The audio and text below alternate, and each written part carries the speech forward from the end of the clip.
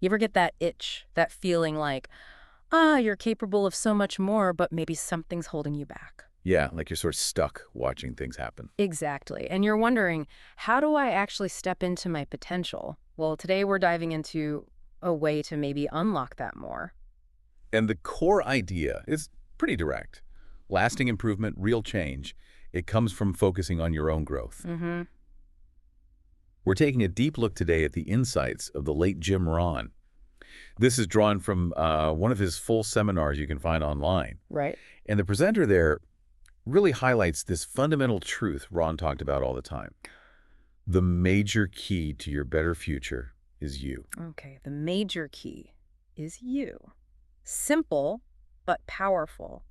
And for you, the learner listening in, our goal today is really to unpack what that means, like in practical Yeah, terms. what can you actually do with that All idea? right, we're going to pull out key principles for, personal development, look at good ways to set goals that actually stick, understand maybe why challenges pop up, and even get into the power of our emotions, which we often overlook. Think of it as maybe a shortcut to some really potent ideas you can start applying, well, pretty much right away. So this seminar, it covers a lot of ground, doesn't it? Oh, absolutely. Ron's framework is really comprehensive.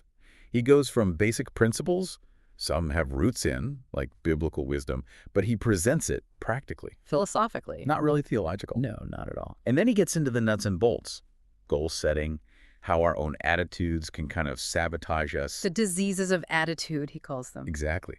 And those big moments, those days that can genuinely shift the whole direction of your life. Okay, so let's jump into that main challenge he lays out. You can have more than you've got because you can become more than you are. That feels significant. It really is. What's fascinating is how directly he links our internal growth, who we are becoming, to our external results, what we actually get. So it's not just about trying harder at the same things. Well, he'd say trying to just accumulate more stuff or a bigger paycheck without developing yourself first. That's a limited strategy. He observed that our income, for instance, it very rarely goes much higher than our level of personal development. You might get, temporary bumps, but for sustained growth, you usually have to expand who you are, your skills, your mindset. Right, right. It's like trying to pour, I don't know, a gallon of water into a pint glass. It just won't fit eventually. Good analogy. Hmm. It overflows or it gets stuck. So the focus really shifts, doesn't it? From just getting things to actually evolving as a person. Yeah, And that leads to another really interesting Ron idea. yeah.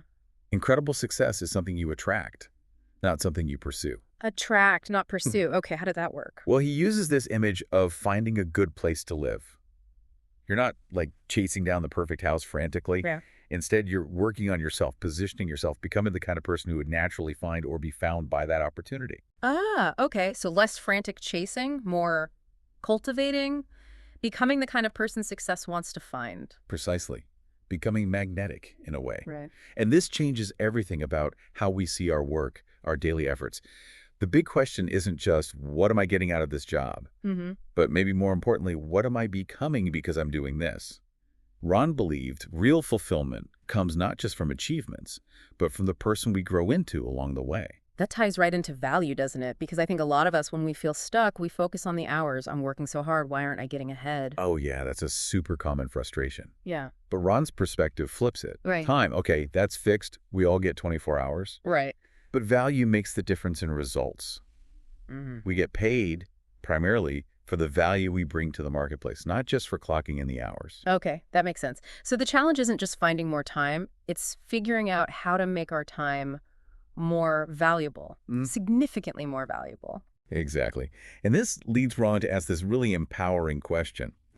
Is it possible, he asks, to become twice as valuable and earn twice as much in the same time? Could you become 3 times as valuable? And his answer is, A definite yes. Hmm. But there's a condition, a big one. You have to prioritize working primarily on yourself. That's a major reframe. So don't just chase the better job title first. Right. Focus on upgrading your skills, your knowledge, your character. Exactly. If you want an above-average income, he argues, you need to become an above-average person. And he gets specific. An above-average handshake, a genuine smile, really showing interest in others. Little things, but they add up. An above-average intensity, that passion and focus you bring. He points out how frustrating it is when people want this amazing job but haven't done the internal work first. Yeah, it's like expecting a bigger harvest without tending the plant. Which brings us to that piece of advice Ron got from his mentor, Earl Shelf. Learn to work harder on yourself than you do on your job. That one really makes you pause. It really does. Because Ron admits, before he heard that, he was just sort of hoping things would change externally. The government, the economy, his boss. Yeah, waiting for the world to get better for him. But then he had this big realization. It isn't going to change. Not unless he changed. The catalyst for real, lasting improvement. It's our own personal evolution. Because the outside world has its rhythms. Exactly. Ron points out some things are constant. The seasons turn, day follows night. There's always opportunity mixed with difficulty. We can't control those. Which is the perfect setup for his 4 major lessons of life. Using that seasons analogy, I found that really clarifying for navigating, reality. It's a great framework, isn't it? He says, life and business are like the changing seasons. Simple enough. Yeah. But then the kicker, you cannot change the seasons, but you can change yourself. That puts the power squarely back on us on our response. So lesson 1, handling the winters, the tough times, the setbacks, disappointments. What's the key there? It's all about resilience, really, and growth through the hard times. Winters are coming. There's a guarantee. Financial troubles, personal loss, projects failing. You can't wish them away. No more than you can skip January. So the key, and Ron says this so powerfully, is don't wish it was easier, wish you were better. It's about building your inner strength, getting wiser from the experience, becoming more capable so the next winter isn't quite so devastating. It's not just gritting your teeth and enduring. It's about becoming stronger, better equipped. Exactly. Becoming the kind of person hardship strengthens rather than breaks. Okay, that's a really vital distinction. Then, after winter, comes spring. Lesson 2, opportunity time. How do we maximize that? Spring follows winter, right? New potential, fresh chances. Right. But Ron stresses you have to actively take advantage of it. Yeah. Opportunity knocks, but you have to open the door. You got to do something. He lays out a clear choice. You either get busy planting in the spring, doing the work, or, he puts it bluntly, you risk begging in the fall. Wow. Okay. No Yeah. pressure. He also reminds us, these windows of opportunity, they don't last forever. We only get a handful of springs in our lives, our careers. You got to grab them. It's a real call to be proactive, isn't it? Spot the opportunity, then jump on it. Don't just wait and hope. Okay, then summer comes, things are growing, but there's work to be done. Right. Summer is that phase after you've planted the seeds. Things are developing, but they need care and protection.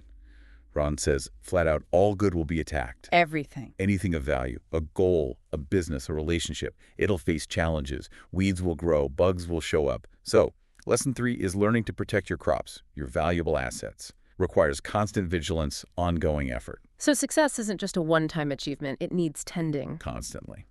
Which brings us to fall. Harvest time. Lesson 4. What's the big idea here? Reaping what you sowed, I guess. Yes, but crucially doing it without complaint. Taking full responsibility for the results, good or bad. If you worked hard, planted well, protected your crops, great harvest. Enjoy it. And if not, you face the consequences and own it. Ron tells that story about his lists of excuses, why he wasn't succeeding. right, and his mentor's reaction. Schoaf looked at the list and said, big problem with your list, you ain't on it. Ouch. But powerful. Drives home the point about responsibility. Totally. Yep. It boils down to, it's not what happens, it's what you do about what happens that determines your harvest. Okay. Shifting gears slightly, Ron also talks about some fundamental laws. The law of use, for starters, what's that about? The law of use. It's super simple, but really profound. Yeah. Whatever you don't use, you lose. Use it or lose it. Pretty much. Yeah. Applies everywhere. Mhm. Physical abilities don't exercise, you get weaker. Mental sharpness don't challenge your brain, it gets duller. Talents, positive traits. So even things like ambition or faith. Yep. If you don't actively exercise them, they diminish. Right. He uses that image of tying your arm to your side. Eventually, the muscles atrophy. It's a constant nudge. Gauge your capabilities or they fade, like that parable of the talents, right? What wasn't used was taken away. It's a strong push against complacency. Potential isn't enough. Needs action. Then there's the law of sowing and reaping. We've kind of touched on it, but he adds layers. Oh, definitely. The basic idea, whatever you sow, you shall reap. Everyone knows that. But Ron highlights both sides. Bad sowing, bad reaping, guaranteed. A negative law. Right. But also, good sowing leads to good reaping. That's the positive side. And here's a critical point he makes. You almost always reap more than you sow. More in both ways. Yeah. A little neglect, sown consistently, can lead to a huge mess later. Yeah. Conversely, small, consistent, positive actions, good seeds, can yield massive rewards down the line. And he flips it too, doesn't he? Like, look at your results now. Exactly. Whatever you reap is what you've sown. It directly connects your current situation to your past actions. Puts ownership right back on you. His skinny carrots story. Perfect illustration. If you don't like your harvest year results, you got to look back at what seeds you planted and how you tended them. He lists like 7 points about this law. Including the fact that anyone can choose a better seed. Yeah, anyone can change their plan, start sowing differently. But also acknowledging that sometimes, yeah, stuff happens. A hailstorm might wipe out your crops despite your best efforts. Life isn't always fair. But the absolute guarantee, if you don't sow anything, you won't reap anything. That's certain. And he connects this directly to how we use our time. Even talks about, average TV watching time versus time spent sowing. It's about how you work, not just putting in hours. Definitely makes you reconsider how you're spending your energy, your time. Okay, let's move to goal setting. Ron saw this as foundational, right? He had that moment where he realized he didn't even have a written list. Yeah, that story where Shope just guesses his bank balance. Because he didn't have goals. Yeah. That really hit him. Ron explains, without clear goals, it's just so easy to drift, to end up just making a living. Instead of designing a life. Exactly. You get caught up in the day-to-day chaos and lose sight of the bigger picture, what you actually want. And Shope hammered home the power of reasons. If you have enough reasons, you could do the most incredible things. Absolutely. The why behind the goal, that's the fuel. Reasons drive you past obstacles. Yeah. Ron talks about different kinds. Personal ones, like wanting recognition, that feeling of winning. Family reasons, too. Huge motivators, Yeah. doing it for loved ones. Yeah. And then those surprising nitty-gritty reasons, like his Girl Scout cookie story. Aha, yeah. Or the finance company incident. Things that seem small but spark this massive determination for change. He insists, find your reasons first. The answers, the how-tos, often show up after the why is strong enough. He also talks about long-range dreams versus short-range goals, the ones that build confidence quickly. And he breaks goals into 3 types: economic, things, and personal development. Why all 3? Well, it's about building a balanced, fulfilling life, isn't it? Economic goals, income, finances, they provide security, opportunity. The foundation. Right. Goals for things, tangible stuff, big or small, they give you something concrete to aim for and a reason to celebrate when you get there. Yeah, celebrating is important. And maybe most crucial, personal development goals. Skills, character, becoming a better you, which ultimately helps you achieve the other goals anyway. He really stresses writing them down, makes it real, turns a wish into a plan. And warns against setting lousy goals, goals that don't inspire. Yeah, like just aiming to scrape by, that doesn't pull you forward. Okay, then he gets into asking how to get what you want by asking. Seems almost too simple. It sounds simple, but think about it. Ron argues, asking is the beginning of receiving. It kicks off a mental process, an emotional one. He actually suggests receiving is the easy part, the automatic part. The problem, we often just fail to ask, or fail to ask clearly. Like his ocean analogy, the abundance is there. But we show up with a teaspoon. We limit ourselves by not asking for more, or not believing we can receive it. So how do we ask better? He gives 2 ways. First, ask with intelligence. Be specific, clear. Define exactly what you want. Size, color, time frame, details matter. Clear goals act like magnets, pulling resources and opportunities towards you. Okay, be specific. What's the second way? Second, ask with faith. Believe you can get it, like a child believes. Unwavering optimism. His formula is great. Plan like an adult, believe like a child. Plan like an adult, believe like a child. I like that. And he adds a little reality check. Yeah. You won't get everything you ask for. Life happens. But using this approach, you'll get plenty. Enough for wealth, enough for happiness. Right. Now, Ron also discusses the day that turns your life around, connecting big shifts to our emotions. How does one day change everything? He believed our emotions are incredibly powerful catalysts. Yeah. Sometimes one intense emotional experience can just pivot your entire life direction. He points to 4 key ones. Okay, what are they? First, disgust, that powerful I've had it moment, fed up with mediocrity, dead, whatever it is. Right. That's often where real change begins. That enough is enough feeling. Exactly. Second, decision, just making the choice, committing to a new path. He says the action after the decision is often easier than making the decision itself. Third, desire, wanting something badly enough, deep down inside. Not just a fleeting wish, but a real burning desire. And fourth, Resolve. That unwavering I will. The determination that pushes through any obstacle.